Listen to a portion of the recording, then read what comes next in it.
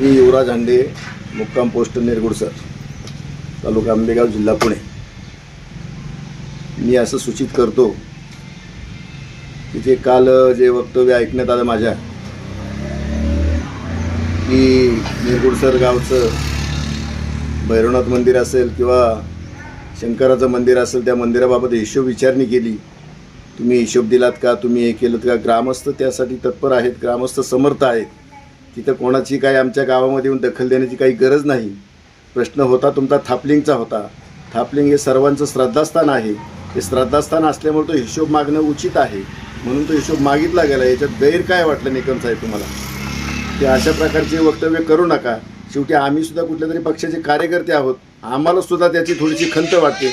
तर बोलल्यावर आमचं बी रक्त कधी कधी उसळतं, सळसळतं की हे काय चाललंय. त्याच्याबद्दल तुम्ही थोडंसं विचार करून बोला. आणि प्रत्येक गोष्ट साहेबांना टॉर्चर करायचं काम करा. तो बारीक माणूस नाही, हलका माणूस नाही. हलक्यात त्यांना घेऊ नका.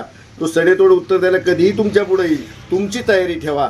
उगं तुमचं झाकण्यासाठी ते पुढे येत नाहीत, अन्यथा ते पुढे यायला कधी मागं पुढं पाहणार नाहीत.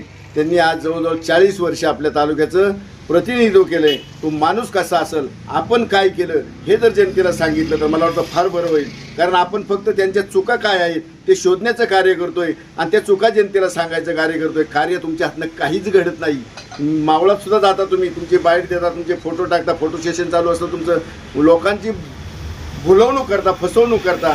या गोष्टी बंद करावं. कार्यच करायचं असेल तर सरळ हाताने कार्य करा आणि स्वतःहून पुढे या. उगं काहीतरी तुम्हाला माहिती आहे आता दरड कोसळली, नामदार साहेब तिथं जाणार आहेत, मग त्यांच्या आधी तुम्ही जाऊन उभे राहता. अहो जाऊन उभे राहून करता तरी काय? कधी धरला कोणाचा हात, कधी दिलं कोणाला बोट, कधी घातले कोणाच्या घरावर कवलं. अहो आठवा की जरा, हा पाऊस आठवा, चिखल आठवा, गाळ आठवा, अहो तिथली परिस्थिती आठवा. अहो मतदाराला भुलवण्यासाठी ही भूलभुलया करू नका हो. खऱ्या अर्थाने जर कार्यकर्ते असाल तर खरंच कार्य करून दाखवा. अन्यथा असं फसवणुकीचे धंदे बंद करा. निकम साहेब आता तरी जागे व्हा, पास करा. तालुक्याचा खेळखंडोबा करायला पुढे येऊ नका. तालुका वाचवायला पुढे या. खेळखंडोबा करू नका. तुमचं आमचं यामध्ये नाव जाते याचं भान ठेवा. आमदार साहेब जर पाहिलं तर आज तालुक्याचा विकास महामेरू जो उभा केला तो नामदार साहेबांनी उभा केला. त्यातून तुमच्यासारखे सवंगडी त्यांना लाभले. खरोखर तुमच्यावर फार मोठा विश्वास त्यांनी ठेवला. ही आयुष्यातली त्यांची पहिली चूक ठरली. या विश्वासाला तुम्ही सार्थ ठरला नाही.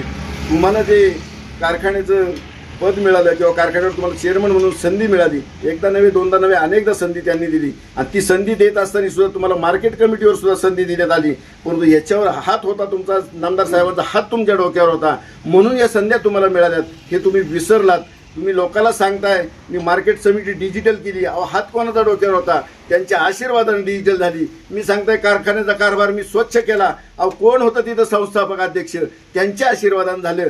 त्यांचं नाव घेता तुम्ही. त्यांचा फोटो घरामध्ये ठेवला होता असं मी ऐकलं बऱ्याच भाषणातनं.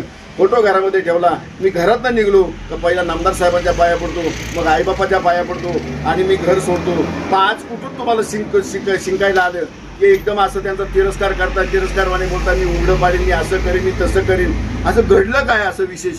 हे तुम्हाला शोभत नाही निकम साहेब.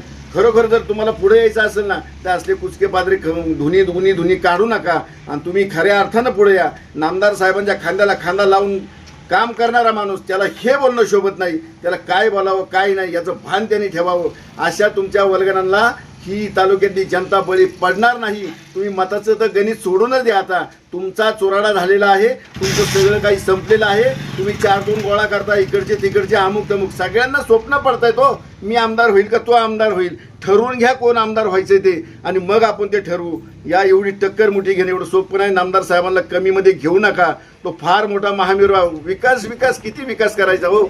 इंजिनिअरिंग कॉलेज झालं, तुमचं दवाखाने झाले, मेडिकल झालं, अमुक झालं तमुक झालं, सब स्टेशन लाईटीचे उभे राहिले, रस्त्यांची कामं चालू आहेत.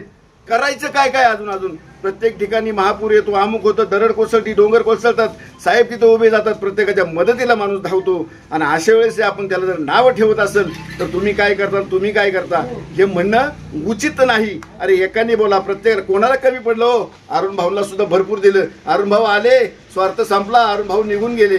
काही वर्ग नाही करायचा. स्पीकर हातात आला की असं वाटतं का आम्ही दुनिया जिंकली. अरे वेड्यांनो, तुमच्या अवतीभोवती काय आहे ते बघा. आजी पुढचे मागचे तुम्हाला काय बोलताय ते बघा. ते पहिले आवरा बघायला बच्चे आणि मग ह्या माणसाच्या नादी लागा. नका नादी लागू. त्यांनी स्वतःसाठी काही नाही केलं. जे केलंय हे समाजासाठी केले आणि समाजाने त्यांना त्यांची पावती दिलेली आहे. तुमच्या वर्गणांची गरज नाही. सुरेश भाऊंना तर मी लई दिवसापासून ओळखतो. सुरेश भाऊंच्या हातनं कुठलं कार्य झालं? एकही कार्य नाही. फक्त वरड्याचं गोवर्धनचं पाणी इकडे येतंय, इकडे दुर्गंधी झाली, इकडे असं झालं, इकडे तसं झालं. पण त्याच्यातून सुद्धा काहीतरी लाभार्थी ते आहेत की त्यांनी विसरू नये. लाभ मिळाल्याशिवाय कोणी गप्पा बसत नाही. एवढ्या दिवस तिथं जर तुम्हाला वास येत होता, तुमची एवढी मोठी इमारत तिथं उभी केली कशी? दुर्गंधी तिथं पसरते, तर एवढी मोठी इमारत तिथं उभी केली कशी? तर तुम्हाला सुद्धा त्यातनं काहीतरी लाभ मिळत आहे. त्याच्यामुळे तुम्ही गप्पा आहात. या गोष्टी तुम्हाला शोभत नाहीत. कार्यकर्ते म्हणून बरेच वर्ष कार्यकर्ते तुम्ही पुढं नाही यायला हे एकच कारण आहे. तुम्ही लाभार्थी आहात, तुम्ही स्वार्थी आहात. तो स्वार्थ तुमचा बाजूला करून तुम्ही पुढे या. नक्की पुढे याल, पण स्वार्थी बनून येऊ नका. आणि साहेबांना वारंवार टॉर्चर करायचं काम करू नका. अरे ज्यांनी 40 वर्षे सांभाळला ना तालुका, तुम्हाला 2 वर्षे सुद्धा सांभाळता येणार नाही.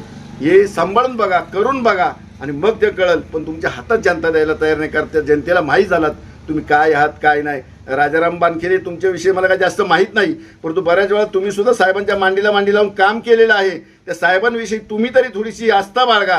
कारण प्रसंगाच्या वेळी तोच माणूस तुमच्यासाठी धावला आहे. आणि आज तुम्ही सगळेजण मिळून जर टॉर्चर करत असाल तर आम जनता तालुक्यातली साहेबांच्या मागे आहे आणि ती साहेबांच्या मागेच राहील. याच्यामध्ये कुठलाही कसूर राहणार नाही.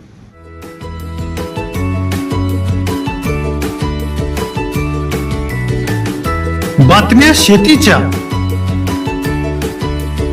बातम्या मातीच्या, बातम्या अन्यायाच्या, गुन्हेगारीच्या,